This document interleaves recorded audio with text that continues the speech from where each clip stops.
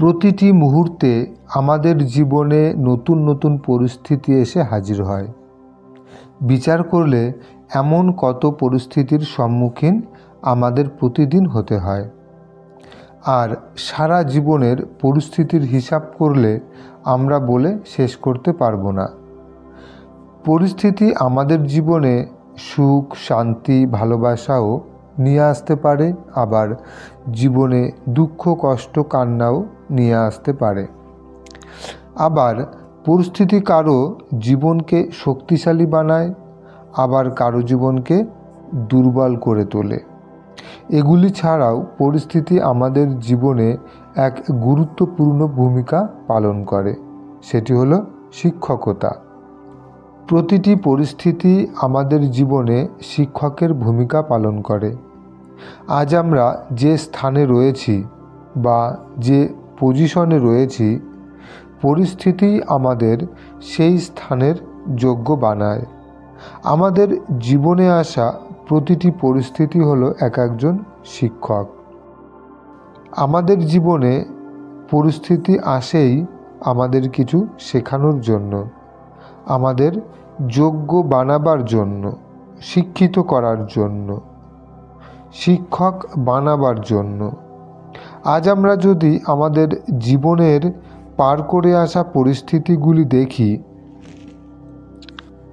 তাহলে বুঝতে পারবো যে সেই পরিস্থিতিগুলি যদি আমাদের জীবনে না আসতো, তাহলে আজ হয়তো আমরা যে পজিশনে আছি সেটা থাকতো না। আজ আমরা যে যোগ্য হয়েছি, সফল হয়েছি, শক্তিশালী হয়েছি, সক্ষম হয়েছি, কিন্তু কিভাবে হয়েছি সেটা কি কখনো ভেবে দেখেছি?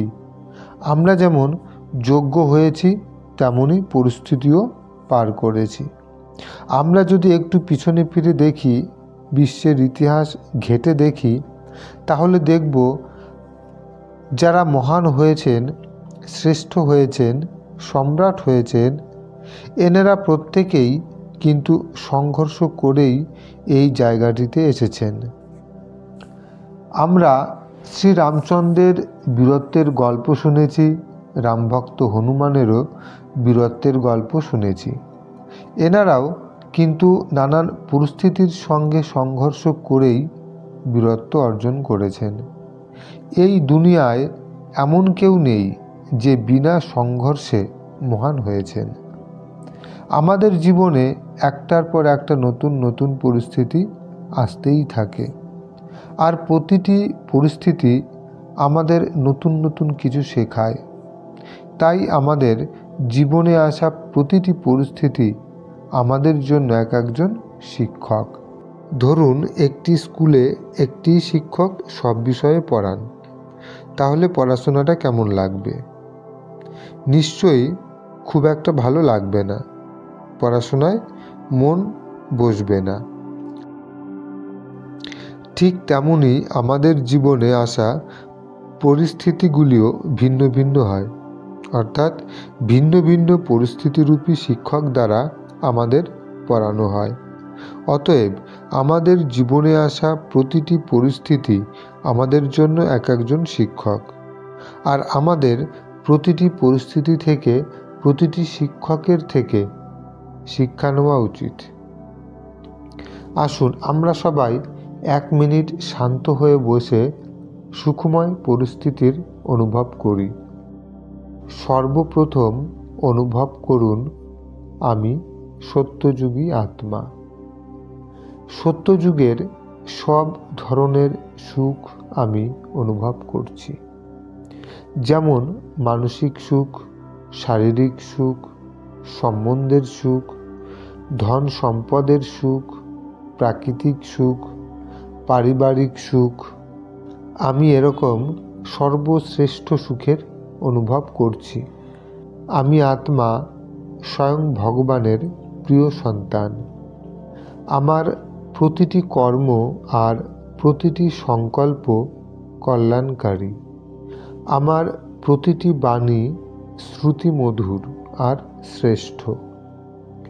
আমার চারিদিকের পরিবেশ খুবই সুন্দর আর সুখদায়ী।